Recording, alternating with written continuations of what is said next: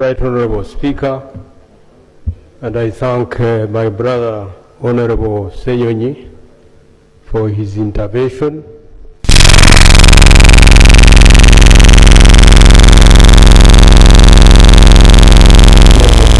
You a fitting answer. I request that I return tomorrow and give you a fitting answer. Thank you, Mr. Speaker.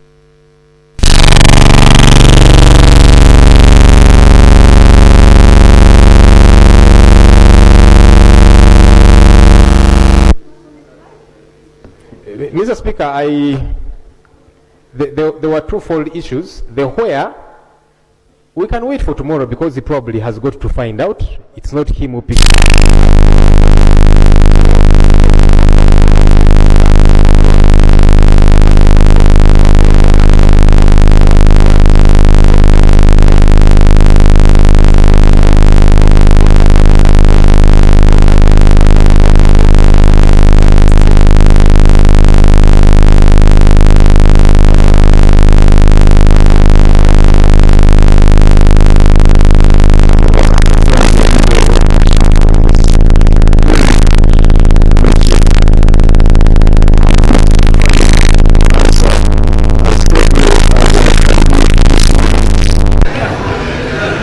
Mr. Speaker, the term new normal or old normal does not exist in my legal vocabulary. As far as I know, this. Yes, all right. Awo nyino tugenda okubanga tutandikira olunaku olwaleero oli ku UG Update TV kosinziro bango tuuliriza. Kakati no government evuddeyo n'esaba obudde okusobola okubeera ng'evaayo okubuulira ebikwatagana ku Ebya Muwanga Kivumbi eyawambibwa ennaku eziyise emabega ggwe omukwano gwange ali eyampuliriza. Kivudde kuki? Kivudde oluvannyuma lw'oludda oluvuganya gavumenti mu parliament okuteeka gavumenti ku nninga nga babanja nga bagala gavumenti saako n'abakiikirira gavumenti mu parliament baveeyo bawe ensonga ekwatagana ku Muwanga Kivumbi ludda wa gyali yabuzibwawo atya yatwalibwawa ate era bannyonnyole n'okukwatibwa kwe ate oluvannyuma lw'okuba nga baali bamaze okuba nga bamugalantinga beiro gwe mukwano gwange ali ampuliriza. Kakati nno gavumenti gagimyuse egambye nti esabye obudde egambye bannaye mulindeeko mala okwetegereza ensonga zino naye okusinziira ku information n'engeri gye tubirabamu gavumenti n'ababaka baayo eringa ebakweka ensonga zino n'abakiise mu parliament ku side ya gavumenti tebamanyi mayitire ga Ebya Muwanga Kivumbi. Eyo kyenjagala otegeere kitegeeza ki? Muwanga Kivumbi yabuzibwawo ba agencies kubanga tujjukire bulungi nnyo mwaka gwa 2025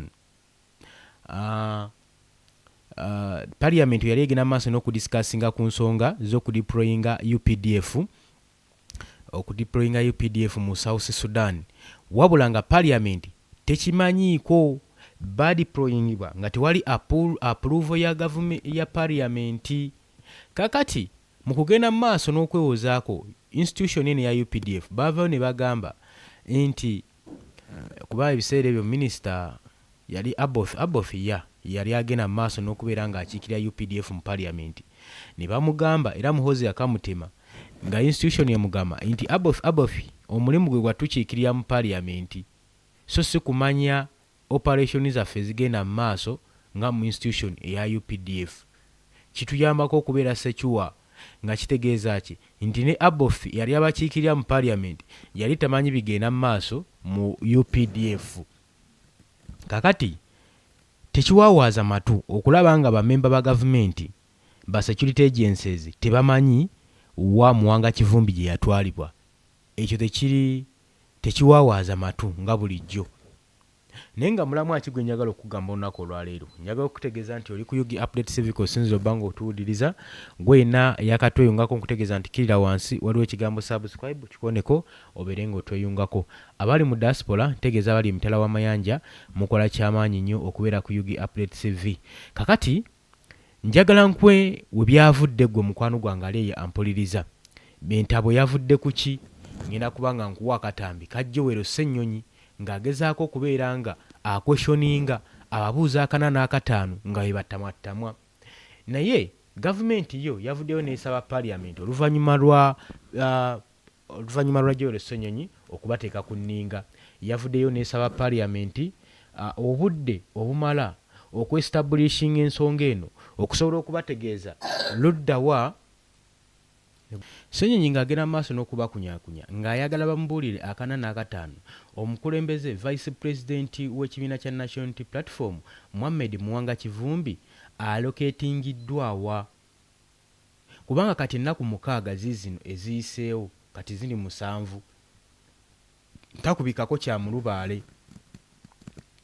Era abagenda mu maaso n'okulabalaba ensonga eno bagamba twagala process eza constitutional safeguards, era nga tubanja omubaka waffe Ebya Muwanga Kivumbi luddawa gy'ali, luddawa gye yali abulidde gavumenti emukweseewa, abula gavumenti naye etunula kyamuli. Kati twebuuza Ebya Muwanga Kivumbi ali luddawa? Kakati nno tukimanyi bulungi nnyo Ebya Muwanga Kivumbi ye second deputy prime minister and tukimanyi bulungi nnyo ye second ye deputy vice president tukimanyi bulungi nnyo nti nno ye vice president wa Uganda National Unity Platform wano mu Central Buganda, era ekitiibwa ky'alina kimumala okwetengerera, era abaddeko mu parliament, is a member of parliament, abadde asiikirira Butambala MP. Kakati nno mu bagenze maaso n'okunnyonnyola ensonga eno, the second deputy prime minister era nga ye deputy leader of government business in parliament, Dr. Christopher Kiyonga asabye parliament okuwa security agencies obudde okutegeka report egenda maaso n'okulambika omubaka oba omukulembeze w'ekibiina kya National Unity Platform vice president former Butambala County MP Ebya Muwanga Kivumbi luddawa gy'ali. Tukimanyi bulungi nnyo nze naawe nti Ebya Muwanga Kivumbi yakwatibwa ab'ebyokwerinda era n'abuzibwawo. Kati sofa wakayita ennaku 6 bukyanga abulwawo kuva ku lunaku olwokutaano oluvannyuma nga amaze okugalantingibwa bail okuva ne Justice Susan. Okuva olwo gavumenti yamufunvubira ng'ava mu maka ge ayolekera ewataamanyikibwa era n'asalibwako n'akwatibwa. Njagala nkutegeeze nti oli ku Yugi Update Civic Osinziro banga otuwuliriza, wabula bukyanga abuzibwawo gavumenti eri ku ntotto bagitadde ku nninga. Bebuuza nti kuva ddi nga constitution ekyoboolebwa bwetyo, wansi omuntu waba amaze ogalantingibwa bail takkirizibwa kubanga ateekebwako charges ezo ziba zimugalantingiddwako bail unless ng'olina charges endala z'omuteekako era oba olina omuwa reference emulaga omusango gwazizza. Bino nno munnange newankubadde amateeka weegali gavumenti yaffe bino tebigoberera. Dr. Kiyonga yavuddeyo n'asaba ku lunaku olwokusatu mu parliament ku panel sitting oluvannyuma lwa leader of opposition Joel Ssenyonyi n'agamba ono one man is army mu parliament okuraisinga matter n'ensonga eri national importance, ensonga enabadde national importance. Era ng'agamba it is now the 6 days since the arrest but Kivumbi's family, lawyer and doctors have all failed to establish where he is being held.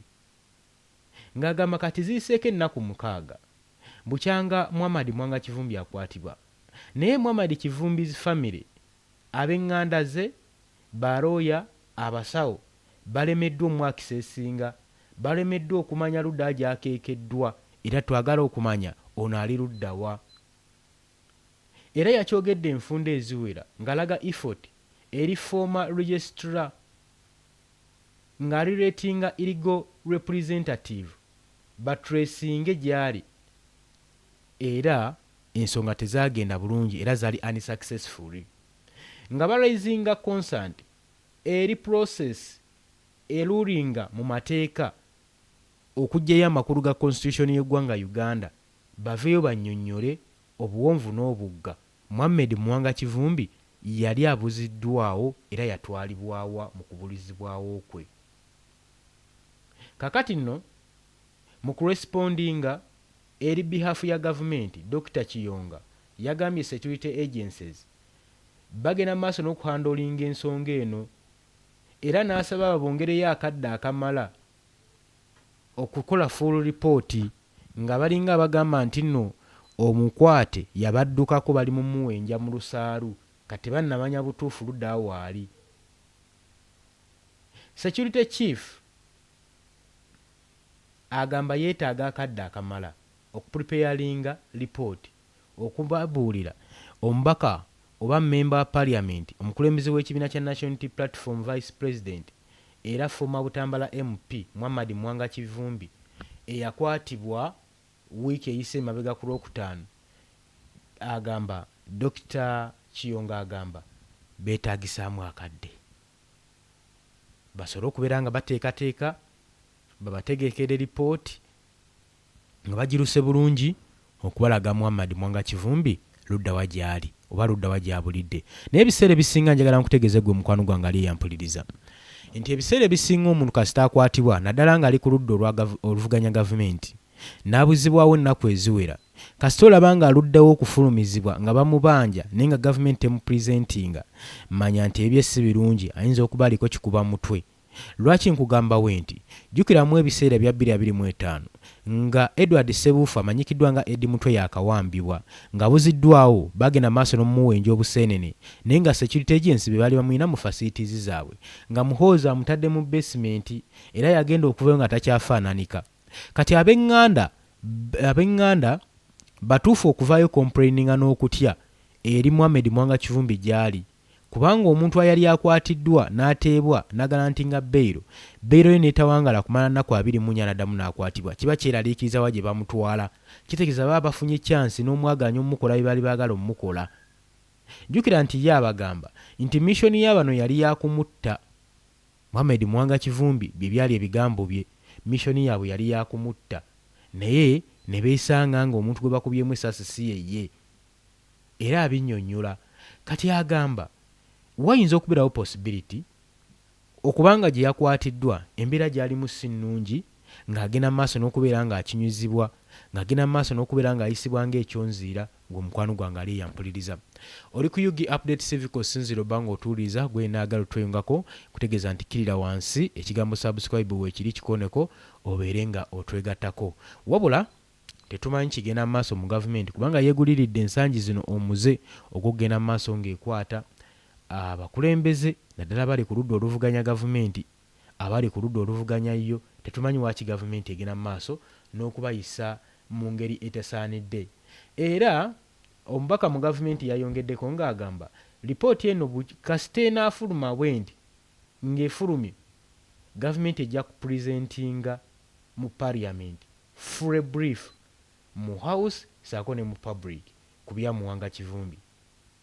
Ensonga eno nno yataddewo akacyankana mu parliament eri gavumenti ocomplyinga with constitutional requirements okubanga bagenda mu maaso n'okwaresitinga omuntu yenna nga tannaba kwateekebwa mu kooti.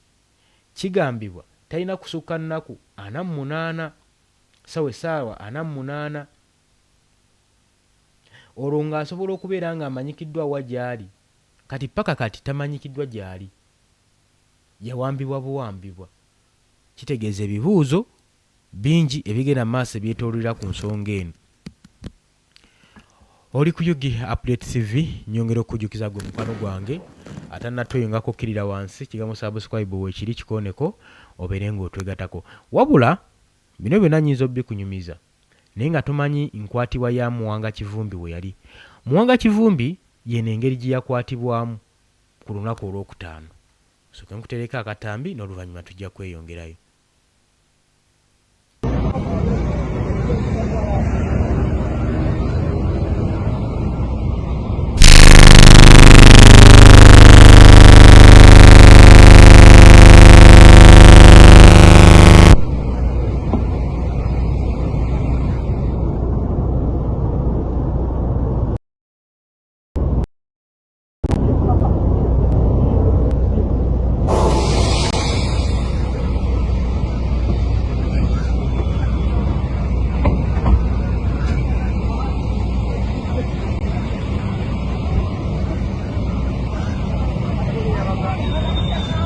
Bosco.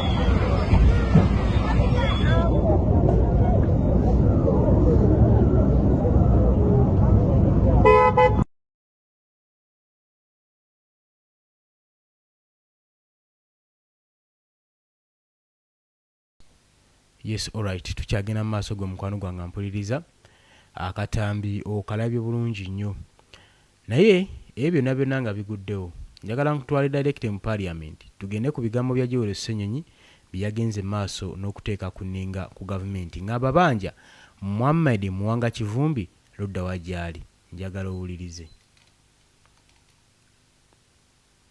And he was granted bail. The following day, on Friday, he was en route to Kampala. He was intercepted and taken by armed men in a Toyota Hiace vehicle, popularly known as a drone. That was Friday, Mr. Speaker. Today is Tuesday. His family has been looking for his whereabouts, and the rest of us colleague leaders. Now, my questions to government are twofold. Number one, where is the Honorable Muhammad Muwanga Kivumbi? Number two, is this the new normal? Because it's important that we know. Is this the new normal of how government will, they call it arrest? We call it an abduction because, Mr. Speaker, the law stipulates what an arrest is in Article 23 of our country's constitution. The Attorney General is here. He's a very senior lawyer. In fact, he has lectured most of the lawyers in town. Article 23 is very succinct. How somebody gets to be arrested, where they are taken, to police first, and thereafter, within 48 hours, produced in court. Mr. Speaker, I have seen some people say that Honorable Muwanga Kivumbi was picked up because of a tough speech he gave when he went back to his constituency. Now, that's problematic on two fronts. One, who determines that what he said was illegal? I thought it's a court of law. Who gets to determine that? Let's even imagine, Mr. Speaker, for argument's sake, that he said anything that is ultra-vires. Who determines that? I thought it's a court of law that does. Government has several times been urging the population to avoid mob justice. And on that front, I agree with government. Government officials, police, and so on, they say when you catch somebody, even if you catch them in an act, never mind that sometimes it's mistaken identity and somebody gets beaten, yet they've done nothing wrong. But that even if you catch somebody, whether stealing something of yours or whatever the case might be, government has been telling the population, take those people to police. Don't beat them up. And on that regard, I agree with government. So why doesn't government do the same thing it tells people to do? We need to stop preaching water and yet we drink wine.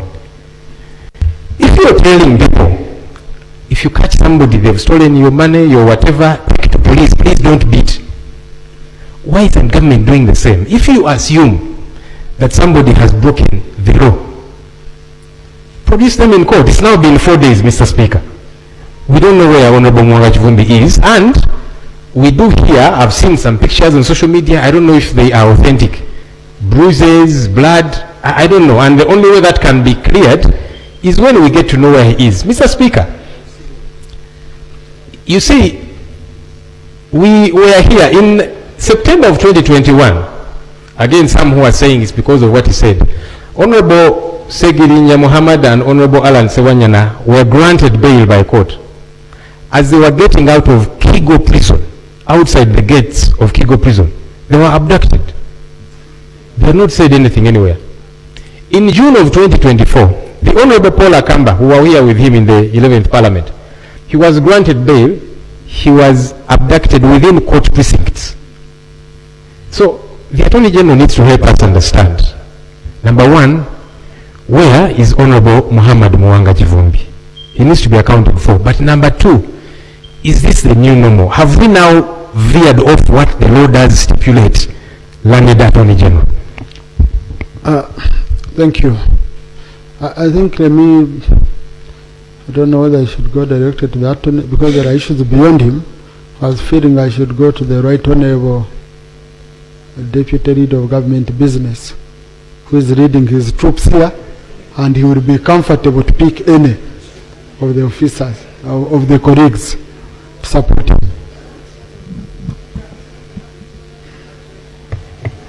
Thank you, Right Honorable Speaker, and I thank my brother, Honorable Senyonyi, for his intervention. I have heard him clearly, but for me also to be able to give you a fitting answer, I request that I return tomorrow and give you a fitting answer. Thank you, Mr. Speaker. Honorable Senyonyi, shall we, I don't want to be diverted beyond that, and tomorrow is not far. Mr. Speaker, there were twofold issues. The where, we can wait for tomorrow because he probably has got to find out. It's not him who picked up the honorable member. So, yes, we hope that tomorrow we'll get feedback on where he is.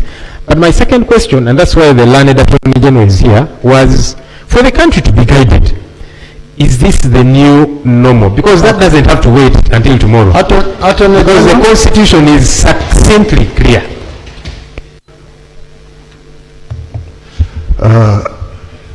I thank you, Right Honourable Speaker, and I thank the Leader of Opposition for his query, which I'm trying to answer as ably as I can do this moment. Mr. Speaker, the term new normal or old normal does not exist in my legal vocabulary. As far as I know, this parliament and this country is under a dispensation of constitutionalism. And I have that constitution in my hands here. And where it regards to the liberty of every Ugandan, it is here very clear in Article 23, and I can read. Please, can I have order in the House? Please. And I can read specifically 23, Article 2, for the members of this honorable parliament. A person arrested, restricted, or detained shall be kept in a place authorized by law. That's a constitution. A person, now sub-article 3, a person arrested, restricted, or detained shall be informed immediately in a language that the person understands of the reason of the arrest, restriction, or detention, of his or her right to a lawyer of his or her choice. A person arrested or detained, for the purpose of bringing him or her before a court in execution of the order of court. Mr. Speaker, I don't have the facts of the arrest or alleged arrest. All I know is that we are under a constitutional dispensation. And Mr. Kivumbi has these rights, and they are protected. And as the leader government business has indicated, tomorrow we shall be here before Parliament and give all the facts, and we shall ensure that this constitution, which we all swore to protect, is protected. I submit, Right Honourable Speaker. Thank you. No, honourable colleagues, point of information and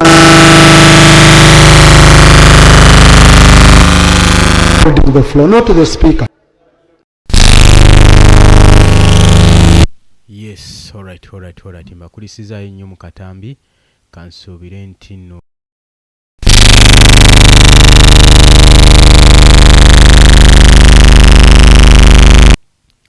Yes, alright, mbakulisiza nnyo mu katambi kansulenti nno bitambudde bulungi nnyo. Kakati nno Joel Ssenyonyi yagezezaako okubeera nga akola ekisoboka okubuuza abasajja bano akana n'akataano omubaka eyaliko oba omubaka era vice president w'ekibiina kya National Platform luddawa gy'abadde akwekeddwa. Wabula ebiddiridde n'ebigenze mu maaso obirabye okwebuzaabuza. Wabula nga gavumenti yeesaba nti bagiweeyo akadde okweteekateeka n'okutegeka. Tetumanyi kye bagenda mu maaso na kutegeka. Nejjukira nti Ebya Muwanga Kivumbi abadde yakamala emyezi 6 mu kyangu okulondwa okwa 2026 mu January kuggwa.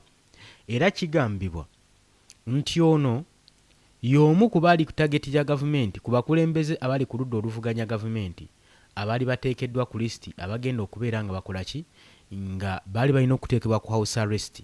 Jjukira akalulu ka 2026 akaggwa si ke kalulu ng'aka bulijjo. Ekyo njagala nkikutegeeze tekaali kalulu ka bulijjo. Wano we twalabira akalulu nga awangudde si gwe balangirira wabula nga gavumenti erangirira oyo gweyagala otwala mu parliament kiki baali bagezaako okutegeka. Kigambibwa nti gavumenti yali egezaako okujja obstacle mu parliament basobole okuba bateekawo omwaganya ne direct route eri project gye baagala okuleeta kuba baagala okuleeta etteeka nga president alondebwa parliament nga talondebwa bantu ba bulijjo era ng'omunnansi bagenda kujjako eddembe ly'okulonda omukulembeze. Kakati kino kikola erina okusooka okusekiwalinga parliament ereme kufunamu opposers nga bangi. Oba okitegedde ekintu ekyo. Kakati tukyalindidde tulabe ddala gavumenti biki byegenda otugamba olunaku olwaleero era tugenda kubanga tulubawa. Oli ku Yugi Update Civic osinzira obbanga otuwuliriza olwaleero munzikirize nkome wano mwe baganda bange abampuliriza wabula tugenda kubanga tukumawo ne information. Right Honorable Speaker, and I thank my brother Honorable Ssenyonyi for his intervention. I have heard him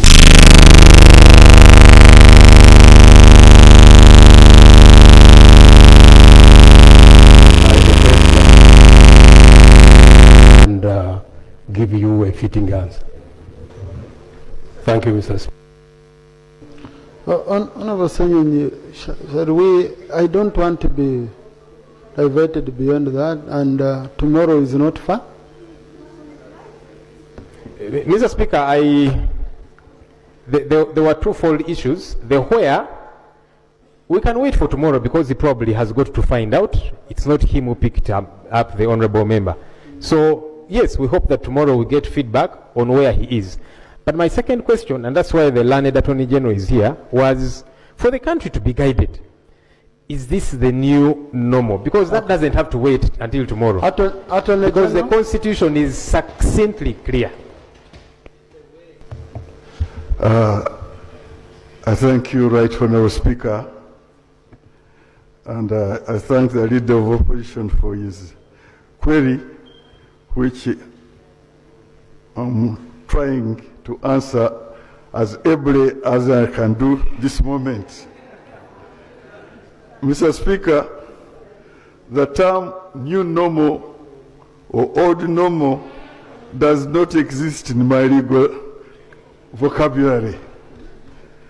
As far as I know, this parliament and this country is under a dispensation of constitutionalism. And I have that constitution in my hands here. And where it regards to the liberty of every Ugandan, it is here, very clear, in Article 23, and I can read... Please, can I have order in the House? Please. And I can read specifically 23, Article 2, for the members of this honorable parliament. A person arrested, restricted, or detained shall be kept in a place authorized by law. That's the Constitution. A person, now sub-article 3, a person arrested, restricted, or detained shall be informed immediately in a language that the person understands, of the reason of the arrest, restriction, or detention of his or her right to a lawyer of his or her choice. A person arrested or detained, A, for the purpose of bringing him or her before a court in execution of the order of court. Mr. Speaker, I don't have the facts of the arrest or alleged arrest. All I know is that we are under a constitutional dispensation. And Mr. Kivumbi has these rights, and they are protected.